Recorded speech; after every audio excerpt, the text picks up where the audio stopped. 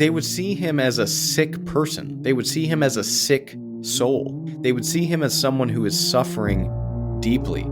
They would seek to understand him.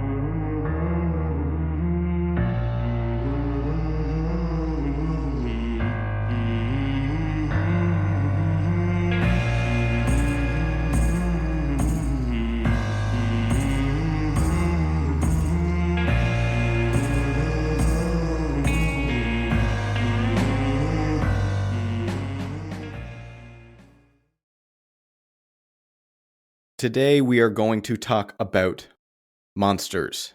No, not the fake monsters that are under your bed or in your closet when you're 7. I'm talking about real life monsters. He's in history, and his name is Ed Gein. And I recently watched his Netflix series, Monster, the Ed Gein story, I think it's called. And it's a really interesting series. I highly recommend it if you can handle some darkness. Ed Gein is someone that you may not know of. He influenced a lot of media, such as the old Psycho movie by Alfred Hitchcock. He influenced the Texas Chainsaw Massacre series, The Silence of the Lambs. There's a number of media that he influenced.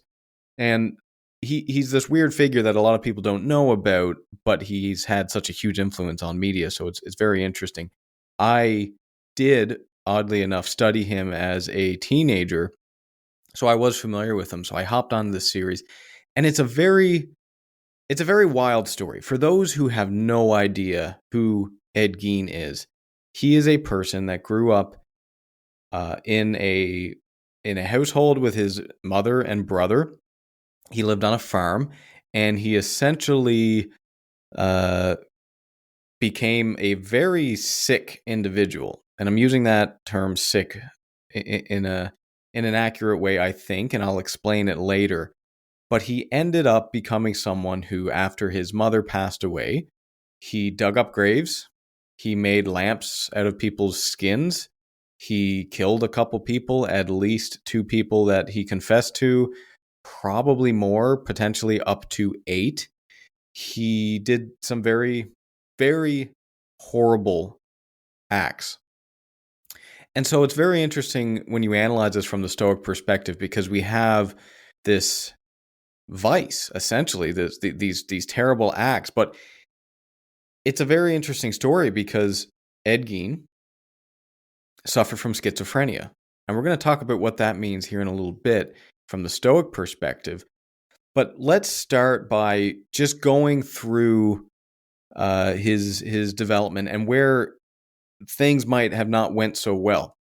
So he grew up with his mother. His mother was a very overbearing woman. She didn't let him socialize. She didn't want him to make any friends. She, was one of these crazy religious people. Not all religious people are crazy, but she was one of these really, really Bible-thumping people.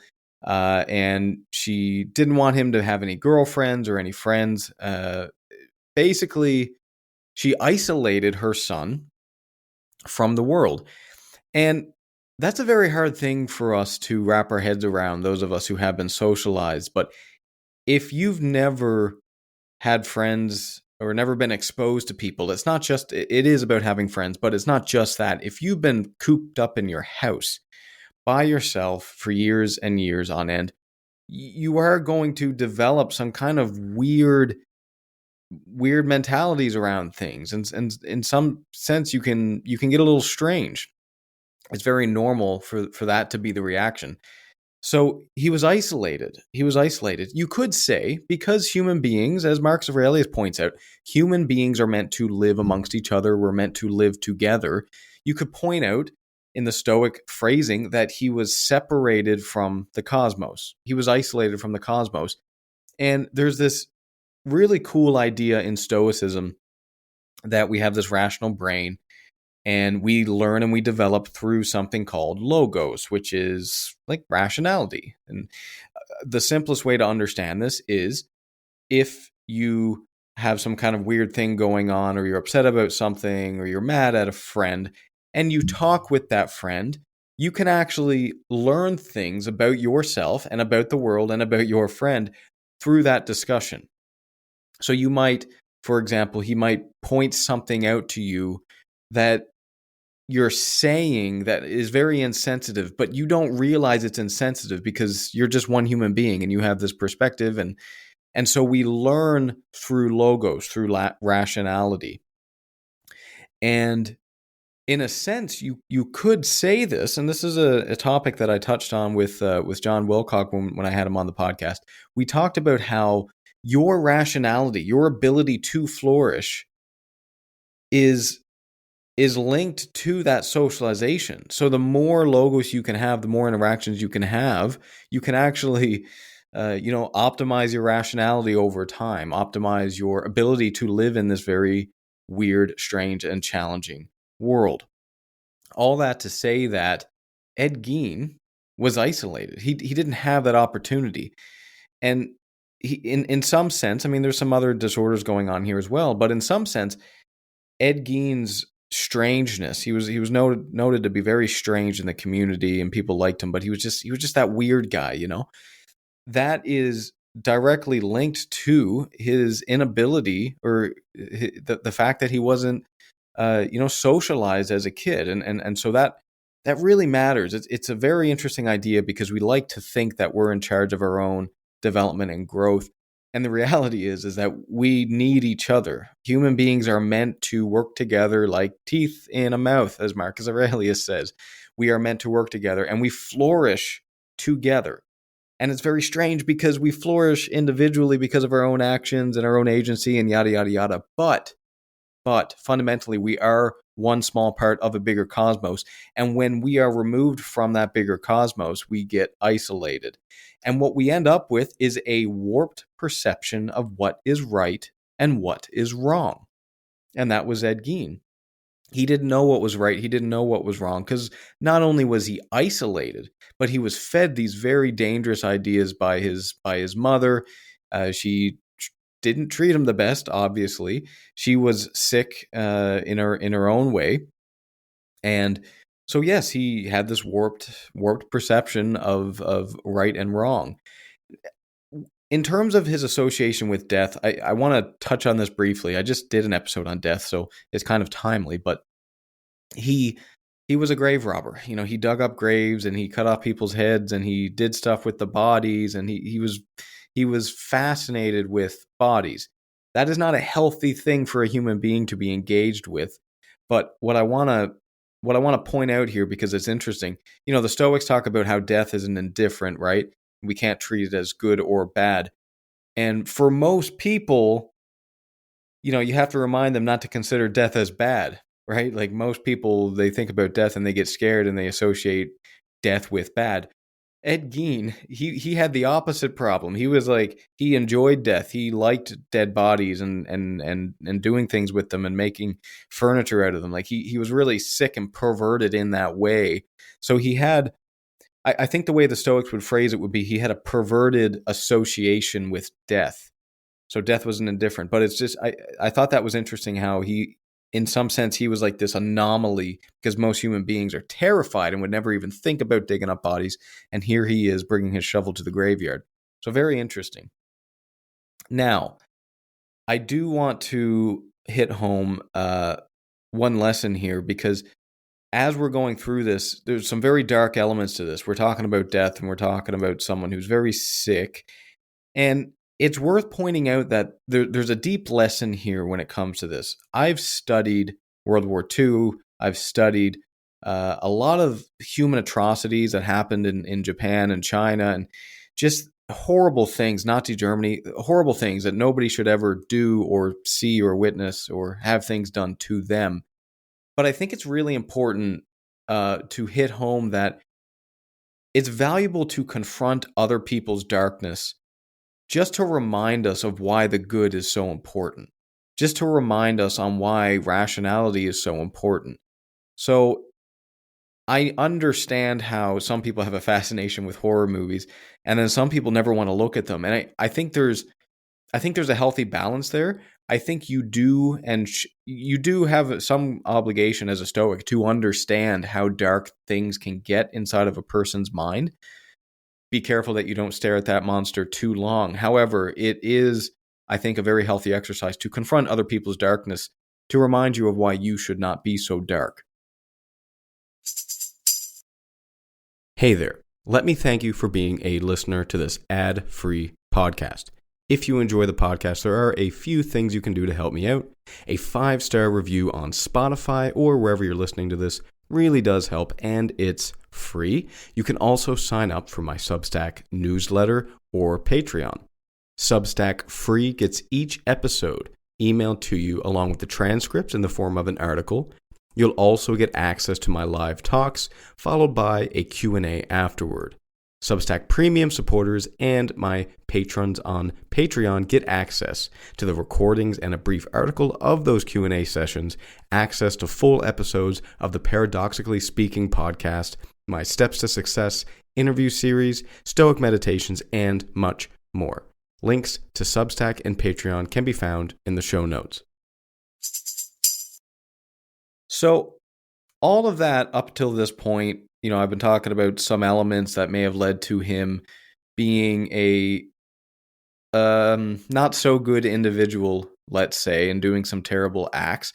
I want to touch on another point on this, which is very interesting, and that's that he was a schizophrenic. Now, for those who don't know, if you've ever met someone that has schizophrenia, they get confused between what's real and what's not real. And so one of the things that you'll see schizophrenic people do a lot of times is they'll talk to themselves, and they'll mutter to themselves, and it's almost like they're having a conversation with someone that's not there. So inside their mind, what they're seeing is not reality a lot of the time. Sometimes it is, sometimes it's not. They're confused. It's not because they're bad or weird. It's because their wiring inside their head is messed up. And basically what that means is that their mind doesn't work right. Now, this is interesting from the Stoic perspective, because the Stoics say that we have a rational mind, and that's the antidote to life suffering, and that's how we become good people. Schizophrenia and other mental illnesses basically put you in a position where you are incapable of being rational. You're incapable of being rational. And so Ed Gein, in this example, he hasn't simply made a bad judgment. It's not like you or I, hopefully, who go out into the world and we make bad judgments all the time. We get cut off in traffic and we label that as bad. That's a bad judgment. It's not like that. For schizophrenics and other people that suffer with severe mental health issues, their faculty for making judgments in the first place is broken. It's broken. Their mind is not working right. Doctors think it has something to do with the chemicals and how they're working in the brain. But the point is that it's nobody's fault. Nobody chooses to be schizophrenic. In the same way that nobody chooses their height. Nobody chooses their skin color unless you go to tanning beds. No, there's things in life that you don't choose. And in the same way that you feel like you have no control over something that you were born with, even if it's like, you don't like how tall you are, you don't like your genes, you don't like how you look. It's the same for a schizophrenic. They didn't choose to be a schizophrenic. What that points to in the Stoic sense is that someone like Ed Gein, who's done terrible, terrible acts, who is schizophrenic, but his faculty for making judgments is broken, it essentially removes his moral culpability. This is a very difficult thing to talk about and to really consider, because we like to think about someone does a bad act and then we punish them, right? Ed Gein killed a couple people. He committed murder. We punish him. And it's easy for us to think in our heads, this is a bad person. This is an evil person. But then when you unpack his schizophrenia, his upbringing and how he was socially isolated, when you bring all of these parts of the nuance of who he was into one picture, what you should end up with is not the desire for him to suffer. It should be the opposite. You should have some pity for him. Now, that doesn't mean that the things that he did weren't bad. Of course, he killed people, and that's horrible. The people in the people's lives that were killed, they have to deal with that. They have to lose a loved one, and that's a horrible, horrible thing. However, when we're talking about something like Stoic justice and what that means, how can you blame someone for something that they've had no control over? Their rational faculties aren't even functioning properly. They don't know what's real and what's not. They're suffering so deeply, and we can't really understand it because we're not them. And so I think Stoics wouldn't condone his actions. They wouldn't say that, okay, yeah, it was a good thing that he did that, or they wouldn't say, if they were friends with Ed Gein, they wouldn't say, yeah, you should go, yeah, continue to dig up bodies. Like, that's a good thing for you to do. Like, they wouldn't say that. They wouldn't condone it. However, they would see him as a sick person. They would see him as a sick soul. They would see him as someone who is suffering deeply. They would seek to understand him the same way that we should seek to understand every person in our lives who does something that really upsets us. It's a humbling thing to know that anyone can fall to madness. I mean, Stoics believe that anyone can fall to madness. When you have this crazy combination of schizophrenia and a poor upbringing, you end up with someone like Ed Gein. You end up with someone like Ed Gein who does terrible things, but doesn't really know what he's doing. Forgive me for I know not what I do. Like that is essentially what Ed Gein was. In some sense, he's kind of the example of like who we would be if you just let your thoughts run you wild. Because the truth is that we all have weird thoughts, we all have dark thoughts, we all have good thoughts, but we are not our thoughts. We are our intentions. We are what we act and how we act in the world. And it's fascinating because our laws actually are up to date on this, and they aren't in all situations. But in this situation, what ended up happening with Ed Gein, he went to a mental institute. He was there. They put him on some medication, and then he turned into, just a chill person. And he was just hanging around, and he helped out with some FBI investigations for other murderers. And I think, there's not a whole lot known about him. But I would imagine that if they did get his medication right and he was able to start to comprehend, the reality of what he did when he was younger, that would be horrible. That would just be a horrible thing. And I think we can have a little bit of compassion for that, while at the same time not condoning what he's doing, not saying that it's a good thing, feeling bad for the victims and whatnot. But also seeing someone like that as a sick soul. Imagine if you today woke up and there's a couple doctors sitting in front of your bed and you're confused. You're thinking like, what the hell's going on here? Like last night I went to the gym, I went to bed. Like why are there doctors here? And then they start to tell you that you suffer from something called schizophrenia, where you don't know what's real and what's not real. And turns out you actually killed a couple people. Turns out you actually dug up some graves. Like that's, that would be such a scary situation to be in as a human being. And again, at the end of the day, I think the Stoics, when they look at evil, when they look at someone that's a wrongdoing, including yourself, you have to look at that person not with hatred, but with pity, with compassion, trying to understand them and having the wisdom to separate, okay, what they did was bad. Like that's not a good thing, right? They acted in some poor ways. But then let's have a real look at who that person is. Let's try and understand before we just burn them at the stake, because people are incredibly complicated. And so I think it's important to try and do that. And as it comes to examples like Ed Gein, these horrific examples where we can dig deep into someone and really understand who they are and why they might be doing some really crazy things. I think in the same way, if he's the extreme, if you can find a way to have even a little bit of compassion and empathy for someone like Ed Gein, which the actor in the show does a really good job of, if you can have a little bit of compassion there, then you can have compassion for anyone else. You can have compassion for anyone else. You can have compassion for the person who cut you off in traffic. You can have the compassion for the person at work that keeps throwing you under the bus. You can have compassion for people.